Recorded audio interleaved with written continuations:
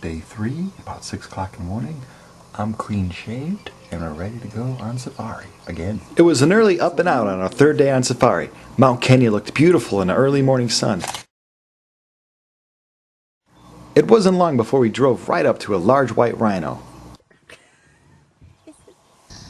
What a way to start the day. This rhino was pretty relaxed around the Jeep and allowed us to get very close. White rhinos are one animal along with predators that I could just sit and watch all day long.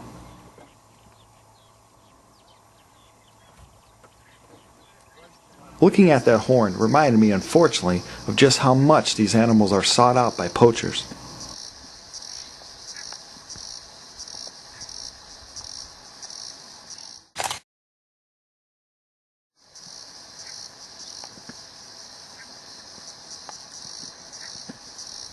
We had this rhino just feet away, but our guide Alex was always on the lookout for what else could be around.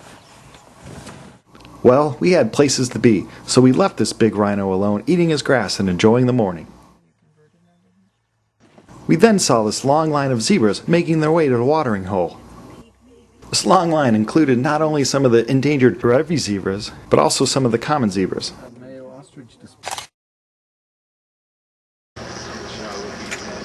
Then, along the roadside, there were 2 endangered black rhinos.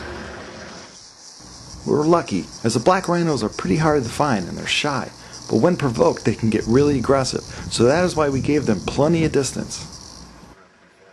It was an awesome time to take a few pictures of these rhinos.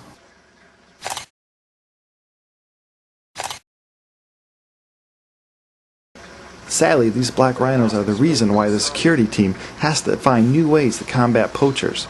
And now who is helping Lewa's security team? But a hound dog. Okay, so we're at Lewa Safari headquarters security, and we're going to be poachers. We're going to be driven out to be hidden, and then the bloodhound dogs and the other team of people are going to come and try to track us down. So we poached, and now we're going to go hide and see if the tracker dogs can do their job. So off we were to be dropped off. So we are leaving one article of clothing, which is going to be a handkerchief from our group, and the dog's going to find that. As you go to your hiding point. We walked and walked. And did I mention we walked? We were reminded about the last and the only poaching effort to take place on Lewa's ground. It was late last year when poachers shot at 2 black rhinos, killing one and injuring the other. The quick response from the security team scared the poachers off the land before they could cut off the horns. What kind of person would kill a rhino? Well, with a lot of the local people at the poverty level, it is all too easy to provoke a person over the edge to put their life in line and commit such a crime. There was some talk of some Chinese workers being in a nearby town, working on a road, so it was thought they may have struck up a deal with a local to poach for a horn. And really, we don't want to pick on one country, but a lot of the illegal wildlife trafficking always seems to lead to China. Since their upper class of late has a lot of disposable income, they seem to have a huge appetite for the illegal wildlife trade. We also in the U.S. take a part in this illegal trade. We all have to work as one, pull our resources together to ensure we protect these animals and stop the illegal trade in wildlife parts.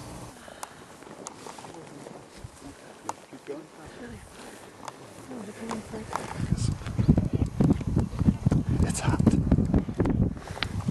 So there we were sitting on this hill.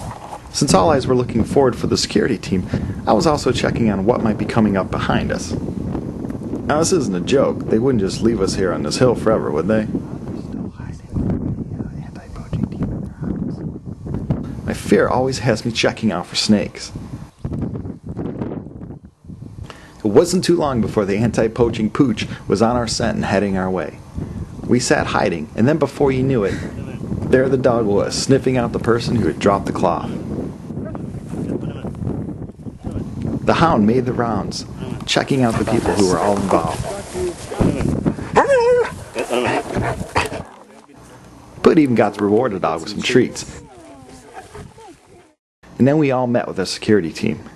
We all talk of animal heroes and champions, and to me there are none larger than the people like this who work hard day after day in protecting our wildlife.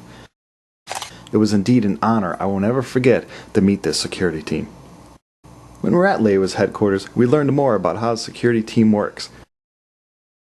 For basic radius, this one. We got to see the supply room, and I got to talk with the team leader John about my report on the ivory issue. Heading out, we saw an impala herd, one lucky male with all his women and children.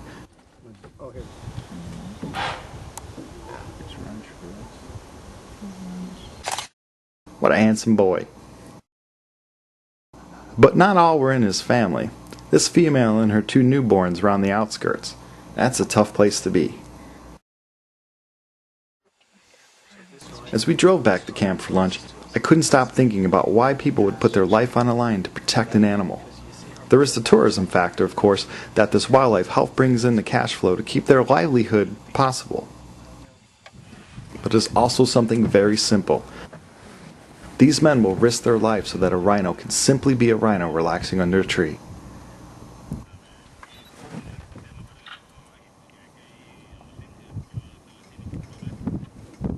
It was an awesome time to get a few shots at it.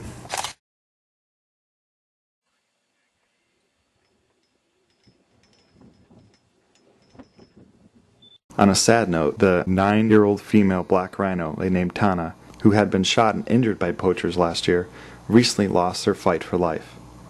The struggle to keep wildlife safe from the illegal trade continues. Hope you enjoyed this episode of Safari Lewa. For information on the Lewa Conservancy and ways you can help other wildlife, please read the description of this video. Thanks for watching.